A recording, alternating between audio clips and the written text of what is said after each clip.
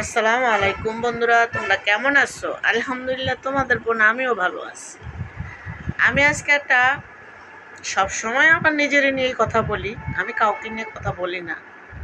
আমার সাথে যা যা ঘটছে আমি সেগুলাই বলি। তো মানুষ বলে কি, মা বাবার কাছে সন্তান নাকি সবচাইতে জীবনের সব কিছু থেকে প্রিয় হয় তার সন্তান।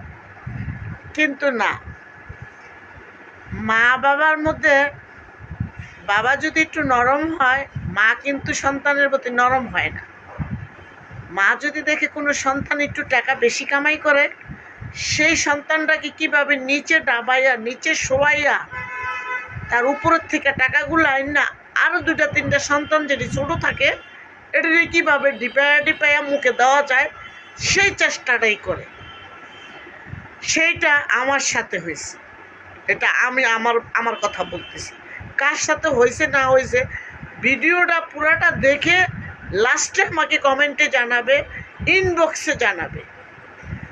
তো যে কথায় আসছিলাম, যে সন্তানটা দেখবেন টাকা কামাই করে রোজগার করে একটু বেশি, ওই সন্তানটা ভালো থাকে। বাবা যদি নিতে নাও চায়, বাবা যদি বাধাও দেয়, মার দাপটে বাবা চুপ থাকে। বাবা বাবা বলতে চাই, ও সত্যি কথাটা বলতে চায় না। কেন চায় না জানেন? বেলা শেষে কিন্তু তারই ওয়াইফ, আর সে যদি এখানে বাধা দেয় তারকে গ্যাঞ্জামের বাজাইয়া দিবে। সেই গ্যাঞ্জামের ভয়ে ওই বাবাটা সন্তানের প্রতি কথা বলতে চায় না। মা যেটা বলে ওই বাবা এটা কান দিয়া শুনে। আর মা কিন্তু জানে ওই সন্তানটাকে যত রকমের ক্ষতি করা যায় করতে পারবে। কারণ কিভাবে আমি বলি, যদি দেখবেন কোনো একটা সন্তান একটু ভালো পয়সা কামাইতেছে বা ভালো একটু চলতেছে, ভালো মাথায় একটু তেল আছে, ওই সন্তানটাকে মা টার্গেট করে কি করে, ওই ছোটোটারে স্কুলে পাঠায়, ওই ছোটোটারে মাদ্রাসায় পাঠায়। আর বলে, জানো আজকে তার পরীক্ষা, পয়সার লেগে তো পরীক্ষা দিতে পারবে না। আসেনি বাবা, তোমার কাছে পয়সা থাকলে একটু পাঠায় দাও না, তার কালকে পরীক্ষা, ফিস দিতে হইব, না দিলে পরীক্ষার রুমে ঢুকতে দিবে না। গেল তো ওই ছোটোটার বাটফারের কথা। এবার আসেন ছোট বোনের কথা। জানো ওই তো এদিকে থাকলে নষ্ট হয়ে যাবে, ছেলেপেলেরা এদিক দিয়ে ফুসকি মারে, ওদিক দিয়ে ফুসকি মারে। হ্যাঁ, মসজিদে গেলে মানুষ মন্দ বলে।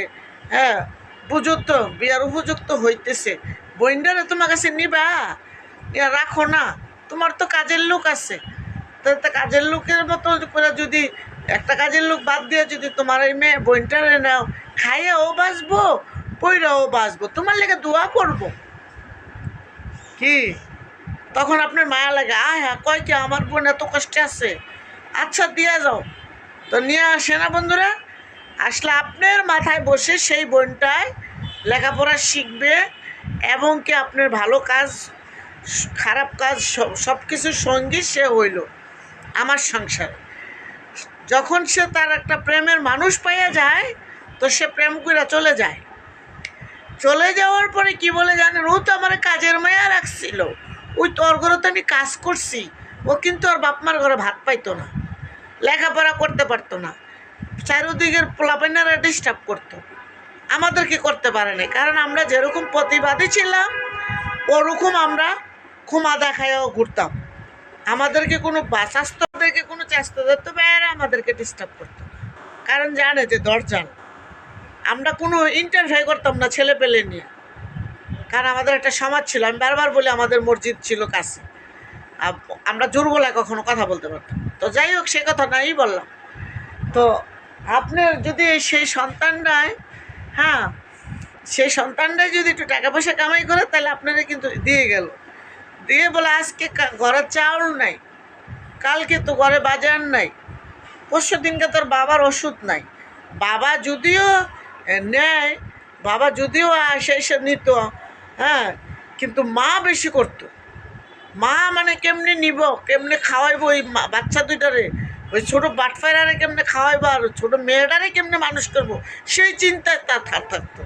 আর আমরা যে ছোটোবেলাতে ভাত পাইতাম না, কষ্ট পাইতাম, দিনের পর দিন নাকায় থাকতাম, মানুষের বাসা বাড়িতে কাজ করতাম। হ্যাঁ, চেহারা তো বন্ধু কি বলবো, আগে চেহারা দেখলেই মানুষ নিয়ে নিত।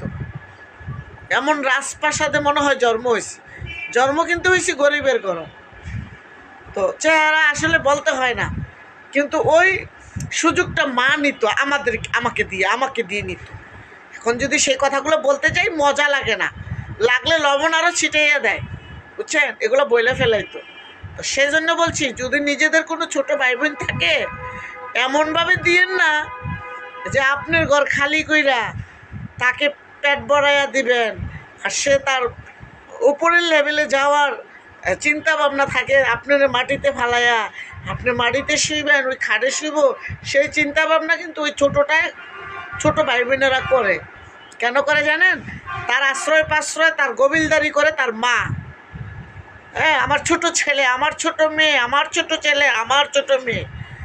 যারা মেজু আছেন, বড় আছেন, মেজু আর হচ্ছে বড়, এই দুইটা সন্তানের কোনো মা বাবার কাছে কোনো দাম নাই। আমার কাছে বিশ্বাস করেন, যদি কোনো একমত হয়ে থাকেন আমার লোকে, আমার ভিডিওতে আমার কমেন্টে এসে জানাবেন।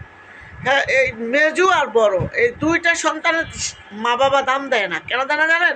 তার একটা শুধু কামাই করে নিয়ে খাওয়ায়, তার একটা শুধু কীভাবে নিব সেই চিন্তায় থাকে। বন্ধুরা, সেই কাজটুকু জীবনও করবে না। আমার থেকে কিছু শিখে নাও, অল্প একটু যদি শিখতে পারো, নিতে পারো, তাহলে কাজে লাগবে। সব টাকা দিয়ে একেবারে মা বাবার কথা গইল্লা যে কান্নাকাটি করে ওগুলো দেখে মা বাবার সব দিয়ে দিবা না, ভুল কাম করবা না, ভুল রাস্তায় যাবা না। এগুলো তাদের একটা অভিনয়, এই মা বাবার অভিনয়। এক সন্তানের মায়ের আরেক সন্তানকে ভালো উপরের লেভেলে উঠায়। কথা বুঝাইতে পারছি? এই জন্য বলছি, নিজের জন্য কিছু রাখবা, নিজের জন্য কিছু খাইবা, নিজের দেহরে দিবা, নিজের দেহরে যত্ন নিবা। তোমার চেহারাটা ভালো থাকার জন্য চেহারাটা লাগলে লাকসা বান্ধা 14 বার ধুইবা, তারপরে নিজের জ্ঞানটা নিজে রাখবা। ছোটো ভাই বোনকে খাওয়াইলে আপনার প্রতিদানে ছুরি ঢুকাইয়া দিব, একেবারে পেট দিয়ে ছুরি ঢুকাইয়া পিছন দিয়ে যায় বাইর করবো।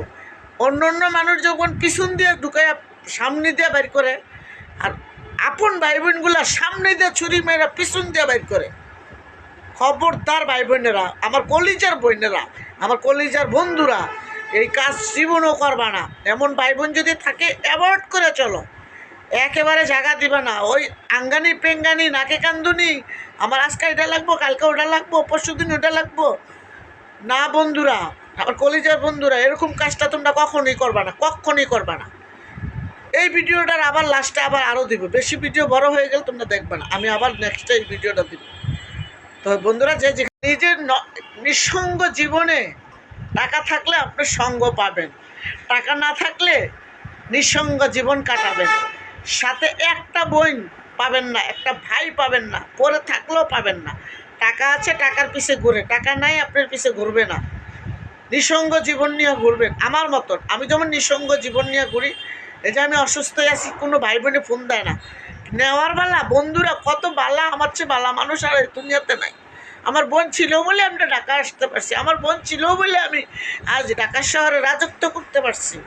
মানে মিষ্টি মিষ্টি কথা, এত মিষ্টি কথা বলে লাগলো, যদি ওরা যদি পারতো চিনি দিয়ে লইতে, আরও চিনি দিয়েও কই লইলে।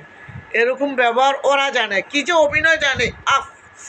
এই অভিনয় যদি আপনারা একবার দেখতে পারতেন, বা দেখছেন মনে হচ্ছে, প্রত্যেকটা ফ্যামিলিতে এরকম ঘটনা আছে। আমি জানি, আমার সাথে অনেকেই শেয়ার করে। আমি যদি বলা শুরু করি, বলে হ্যাঁ আমার বোনও তো এটা করছে, আমার ভাইও তো এটা করছে। প্রত্যেকটা ফ্যামিলিতে এরকম আছে বন্ধুরা। তো যাই হোক, আমি ভিডিওটা আর বাড়াবো না। যদি ভালো লাগে লাইক কমেন্ট দিয়ে আমার বেশি বেশি করে শেয়ার করে দিবা আমার ভিডিওটাকে। আর যে যেখান থেকে আমার ভিডিওটা দেশ ও দেশের বাইরে প্রবাসী ভাই বোনেরা, সাথে আমার ছেলেরা আছে, তাদেরকে আসসালামু আলাইকুম। যদি আমার কোনো ভুল করে থাকি তা আমার ক্ষমা চোখে দেখবে। আমি সত্যি কথা বলছি বন্ধুরা, মা বাবারে এমন দেওয়া দিবা না যে ছোট ছেলেকে ছোট মেয়েকে গবত খাওয়াইবো, আর তুমি একদম নিচের দিকে যাবা, আর তার দুই ছেলে মেয়ে ছোটোগুলা উপরের দিকে উঠবে। সেই সুযোগ কখনো দিবা না। এগুলার চাইলে আকানি পিকানি কানবো, নাকে কানবো, চোখে কানবো, টাকা পয়সা দিবা, ফোনটা কিনে দাও, গাড়ি কিনে দাও, ল্যাপটপ কিনে দাও, মোবাইল কিনে দাও, এগুলার কথা শুনবা না। তুমি আগে নিজে ভালো থাকবা, ভালো থাকার চেষ্টা করবা, নিজের 7 বার করে চেহারাটা ভালো করে ধুইবা সাবান দিয়া, তারপরে এটির টাকা পয়সা বেশি দিবা না। এটির আনলিমিটেড টাকা পয়সা দিবেন না, আনলিমিটেড টাকা পয়সা দিবেন না। আপনার মাথার উপরে বৈশা